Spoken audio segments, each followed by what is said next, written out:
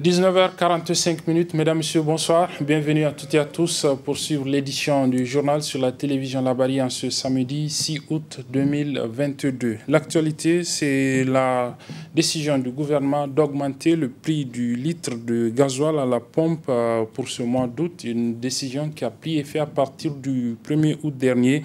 Face à la levée de boucliers que cette décision a suscité, le chef de l'État, Mohamed Bazoum, a initié depuis hier une série de rencontres avec les différentes couches socio-professionnelles de notre pays.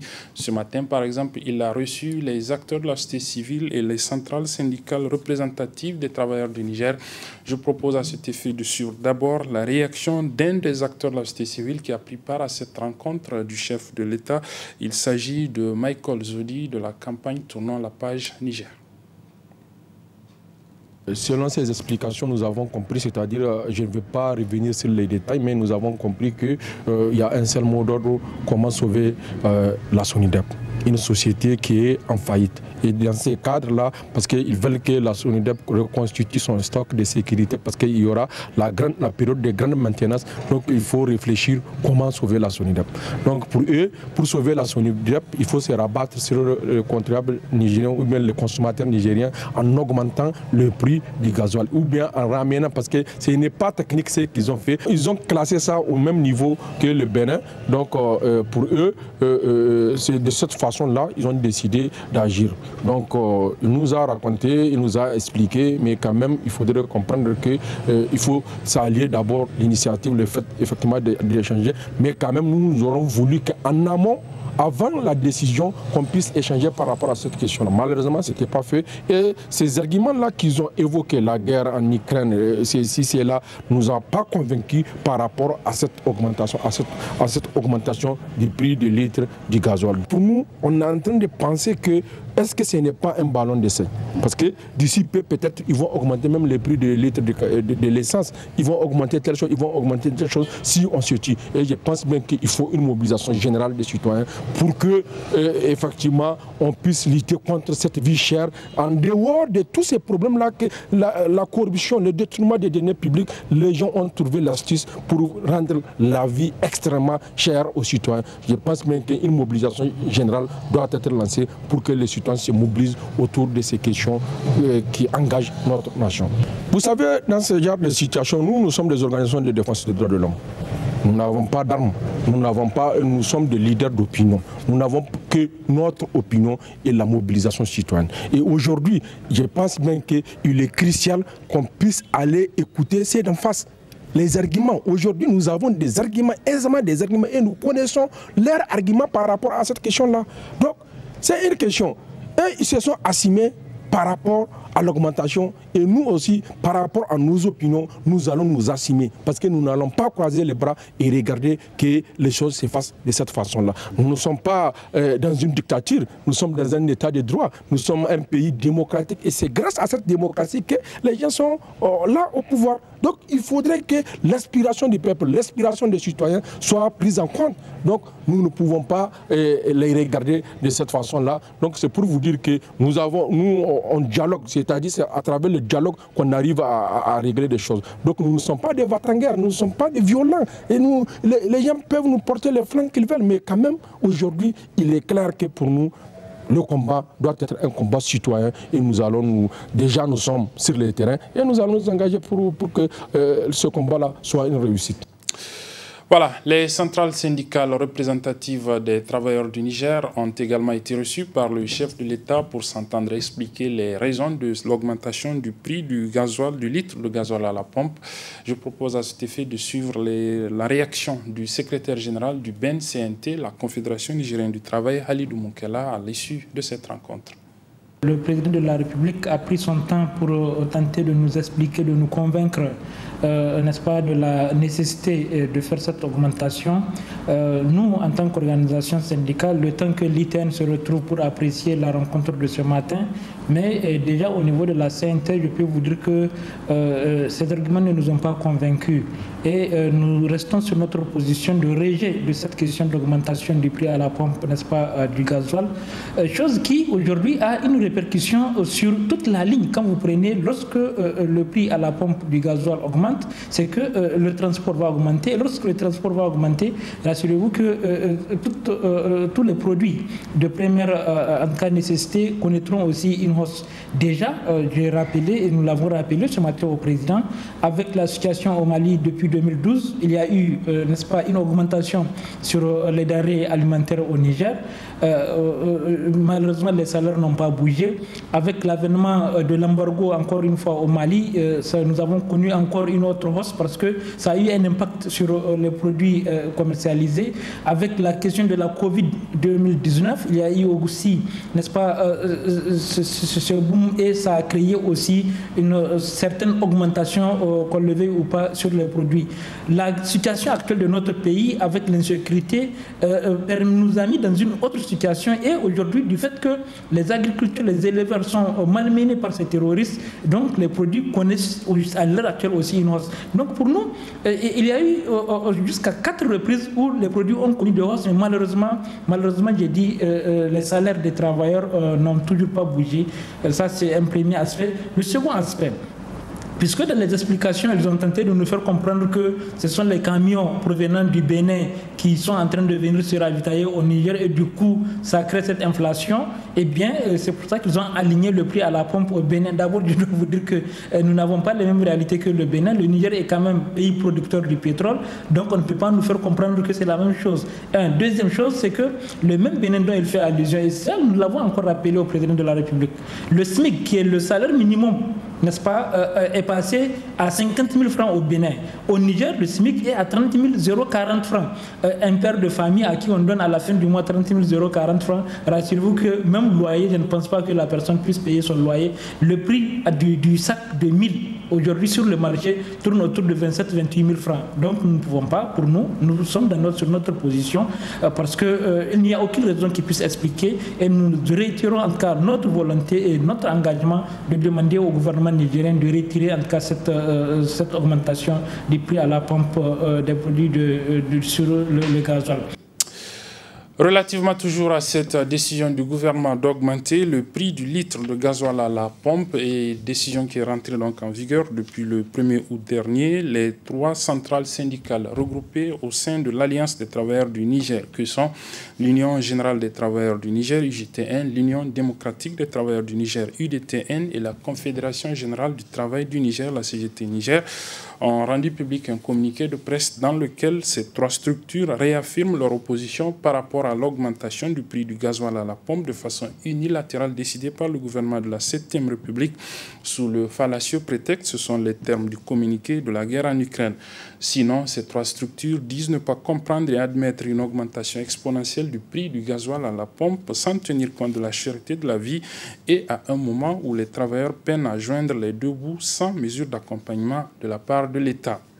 Aussi, ces 3 structures disent que si l'on ne prend pas garde plutôt, cette augmentation aura des conséquences incalculables sur le transport des produits de première nécessité, notamment le mil, le maïs et le riz, alors même que le SMIC, le salaire minimum interprofessionnel garanti, lui, n'a guère connu d'évolution de ces 30 047 francs CFA. Aussi, les 3 structures rappellent au gouvernement que conformément au protocole d'accord signé antérieurement avec les centrales syndicales dont elles sont membres, l'Alliance des travailleurs du Niger n'acceptera jamais l'augmentation du prix du hydrocarbure à la pompe. Aussi, elle respecte plutôt, l'Alliance des travailleurs du Niger lance un appel à l'ensemble de ses militantes et militants pour rester vigilants et engagés afin de restaurer l'image de marque des travailleurs, signé le coordinateur du mois de cette alliance, M. Abdou Souley. Le siège du syndicat national des agents de douane du Niger, le SNAD, a servi de cadre ce matin à la tenue du tout premier congrès constitutif du syndicat des moniteurs et promoteurs d'auto-école du Niger. C'était en présence des représentants du ministère en charge des transports et de la formation professionnelle et technique. Le résumé de l'ouverture de ce congrès avec nos reporters Ali Doubourema et Boubacar Ibrahim.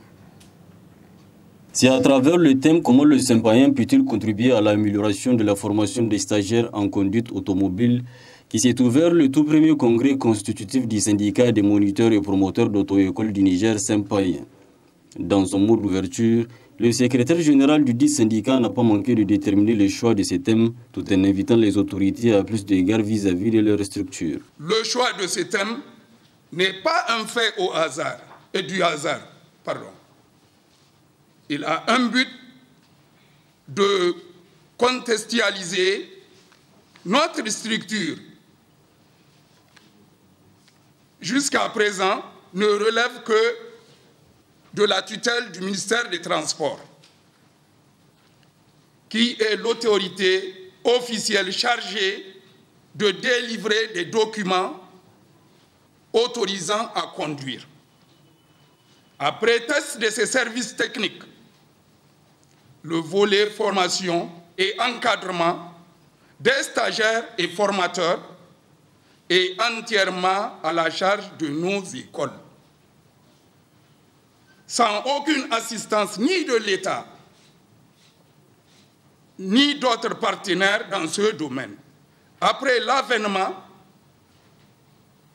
du ministère de la Formation professionnelle et technique, nous demandons la prise en compte à ce ministère de nos écoles, au même titre que les écoles publiques et privées professionnelles, relevant de sa tutelle.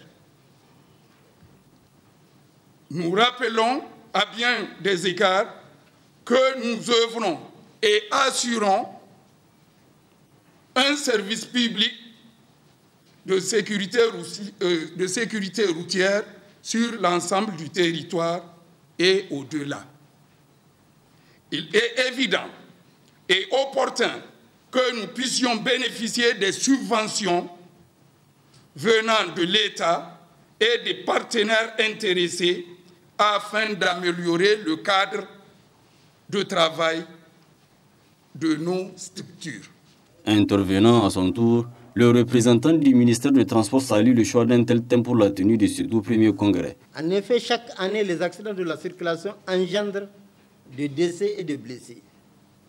Sur une période de 5 ans, soit entre 2016 et 2020, le Niger a enregistré 33 072 accidents ayant entraîné 4 765 tués et 17 340 blessés graves, parmi lesquels certains resteront handicapés à vie.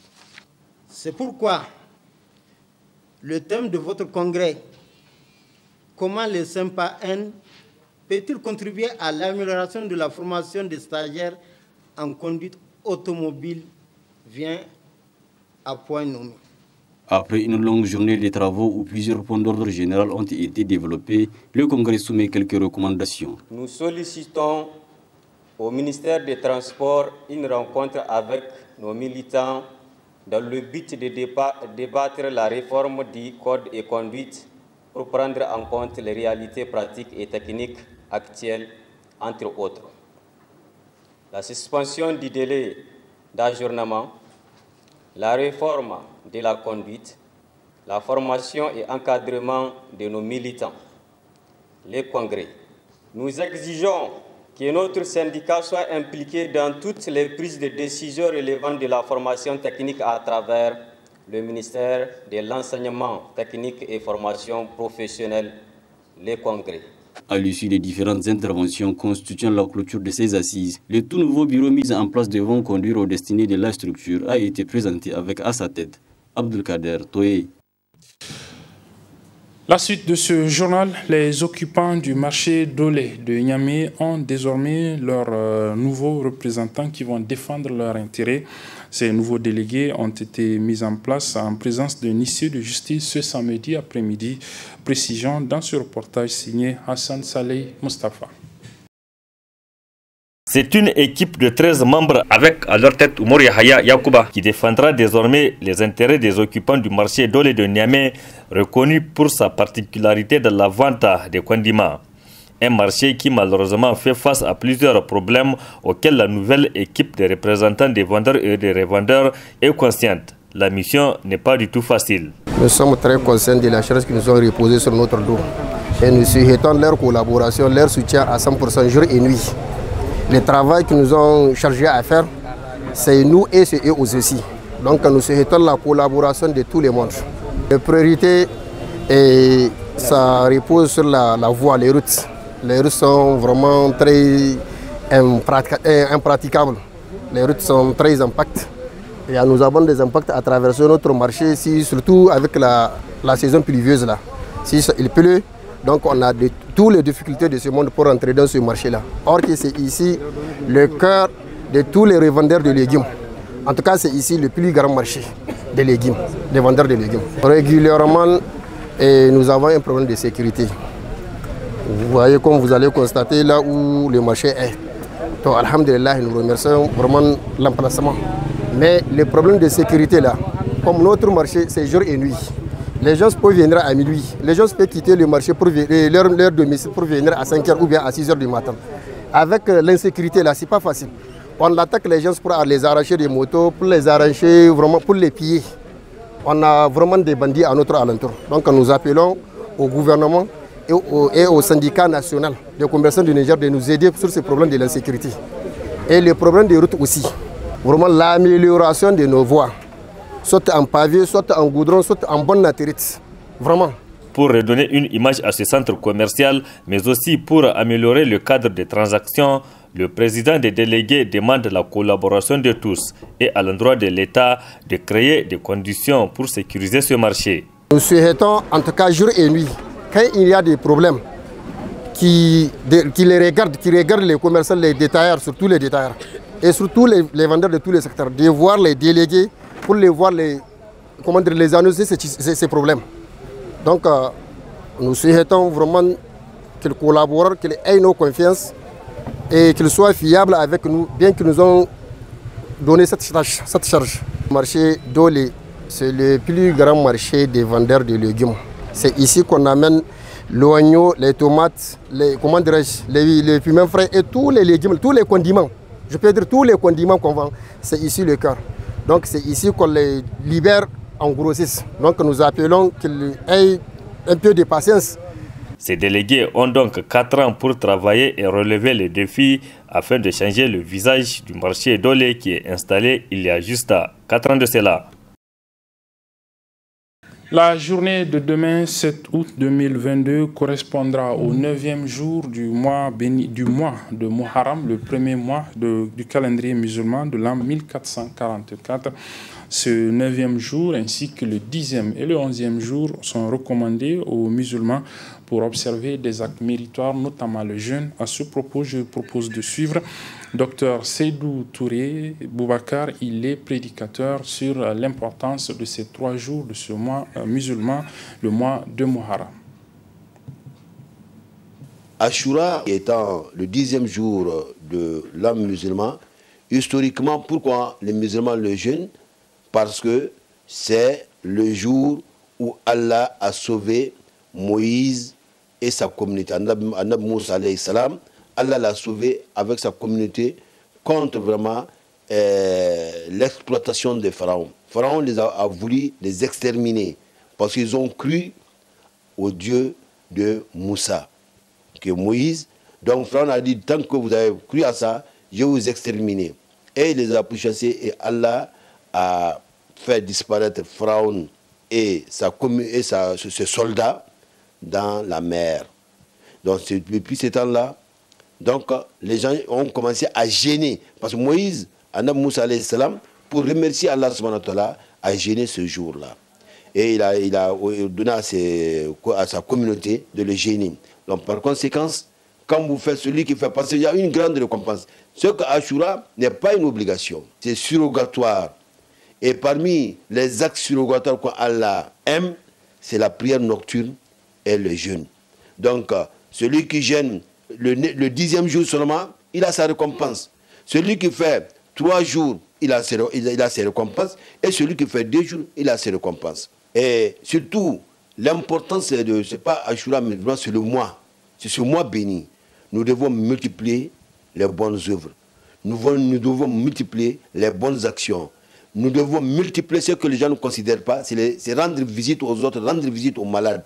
Et vraiment rendre les orphelins heureux. Et vraiment, ce que les nécessités, il faut les dépanner. Voilà ce que vraiment ce mois-là, on doit réserver pour ce mois. Et le mois de Ashura, le jour de Ashura, le 10e, quand on ne peut pas faire le 2 jours, donc il faut faire Ashura seulement. La suite de ce journal avec cette activité des étudiants en médecine ressortissants de la région de Tillabéri. Il s'agit de la caravane médicale. Ils l'ont officiellement lancé ce matin au niveau de la préfecture de Kolo. C'est la 9e édition de cette caravane de ces étudiants en médecine ressortissants de la région de Tillabéri. La caravane sillonnera donc les différentes localités du département de Kolo, à savoir Kolo, Ndunga et Liboré, de ce jour 6 août au 12 août prochain. D'autres précisions avec nos reporters Chebou Guisso et Hamza Sakou. Cette année encore, l'Association des étudiants en sciences de la santé de la région de Tillabéri n'a pas dérogé à sa tradition. Il s'agit de l'organisation d'une caravane médicale à travers laquelle ces étudiants entendent contribuer au développement de leur localité. Une caravane médicale au cours de laquelle les médecins, les infirmiers, les étudiants, les élèves de la santé se sont réunis dans le seul but de pouvoir contribuer au développement sanitaire de la population de Kolo. Le choix de Kolo n'est pas un fait de hasard, car basé sur des réflexions les plus profondes dans un contexte d'insécurité. Ainsi, les 3 communes, à savoir Kolo, Ndunga et Liboré, ont été retenues pour conduire les activités de la 9e édition de la caravane médicale Kolo 2022, avec comme thème contribution de l'amicale des étudiants en sciences de la santé de la région de Tillabéri dans la lutte contre les maladies chroniques et les maladies liées au péril fécal.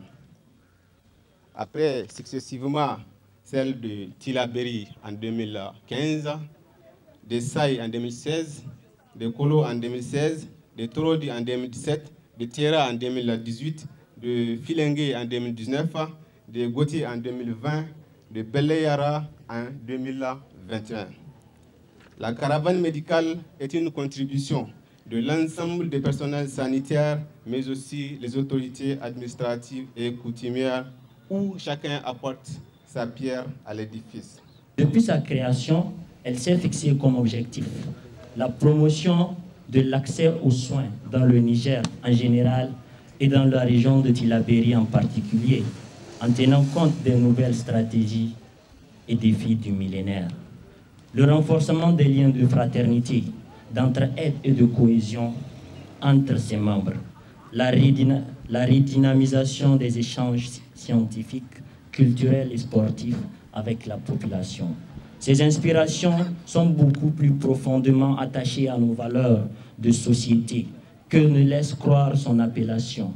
En effet, convaincu que l'histoire de chaque communauté a été déterminée par les actions conjuguées de ces hommes qui y vivent, soucieuse de voir sa communauté émerger et épanouie dans un contexte de décentralisation, ambitieux d'œuvrer dans un Niger meilleur et prospère.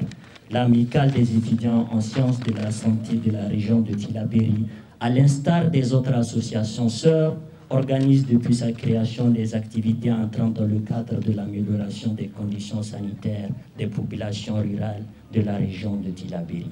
En lançant cette caravane dans son entité administrative, le préfet de Kolo salue l'initiative et l'intérêt accordé à son département. Au nom des populations du département de Kolo et au même propre, je tiens à remercier très sincèrement l'amicale des étudiants de médecine pour avoir honoré mon entité administrative, pour l'avoir choisi parmi 13 départements de la région de Tillabéri pour abriter cette importante caravane dédiée non seulement à une séance de sensibilisation comme ce que nous venons de suivre tout à l'heure, les sketchs de sensibilisation sur la fréquentation des formations sanitaires, et aussi dédié à une autre action très noble, celle de don de sang, et enfin la vocation même de la caravane, la consultation gratuite recevait l'expression de notre profonde gratitude. Joignant l'acte à la parole, cette caravane a débuté dans le centre de santé intégré de Kolo à travers des dons de sang et des consultations gratuites aux populations. Pour refermer ce journal, retenez cette assemblée générale extraordinaire ce matin du comité de gestion des établissements scolaires du 1er arrondissement communal de la ville de Niamey, une assemblée générale qui se tient suite à l'initiative des autorités de la ville de Niamey dans le cadre du projet Zéro classe en paillotte. Le point de l'ouverture de cette assemblée générale extraordinaire avec Sadou Doumi et Adam Ousmane. Les membres du comité de gestion des établissements scolaires au titre du 1er arrondissement communal de la capitale et autres acteurs concernés par les questions de l'éducation se retrouvent à travers ce cadre pour se pencher sur la situation de l'école dans cette entité. Occasion pour le président des parents d'élèves du 1er arrondissement de souligner les raisons de la tenue de ces conclaves. Si nous avons opté pour une assemblée générale extraordinaire, c'est l'urgence des événements qui nous l'a imposé. En effet, nous avons vécu des événements douloureux, en l'occurrence les incendies des classes paillotes avec des pertes en vie infantile, auxquelles il faut nécessairement trouver des solutions définitives. Cette rencontre a été possible grâce à la contribution de divers partenaires, au rang desquels le premier responsable de notre arrondissement communal, qui a toujours prêté une oreille attentive. Permettez-moi de rendre un hommage mérité au bureau régional de l'association des parents d'élèves et à son président pour avoir insufflé au niveau de Niamey cette dynamique et l'implication de l'APE pour conduire les activités au sein des écoles. Procédant à l'ouverture des assises, le maire élu de l'arrondissement communal Niamey 1 a salué cette initiative qui cadre parfaitement avec les objectifs visés par les autorités de la ville dans le secteur de l'éducation. Nous avons encore en mémoire le grave incendie qui a causé la mort d'une vingtaine d'enfants du préscolaire le 13 avril 2021 dans une école située au quartier Pays-Bas. Nous continuons à prier pour que Dieu accueille ces victimes dans son paradis éternel. Amen. Il y a lieu de noter également que les multiples incendies enregistrés cette année et à cette date dans différentes écoles de la ville de Niamey ont détruit 144 classes paillotes, 708 tables bancs et 76 tableaux à chevalet. Aujourd'hui, la situation est telle qu'il faut agir maintenant en donnant un coup d'arrêt à la construction de ces classes paillotes. Notons qu'auparavant, c'était au représentant de la direction départementale de l'éducation nationale, Halidou Issefou, de louer la tenue de cette assemblée générale extraordinaire qui prouve à suffisance le souci du COGES Niamey 1 pour la bonne marche de l'école. Voilà, c'est sur ce que se referme cette édition, mesdames, messieurs. Merci de l'avoir suivi. Merci également aux équipes techniques et rédactionnelles qui m'ont aidé à la présenter. Les programmes se poursuivent sur la télévision Labari. Au revoir.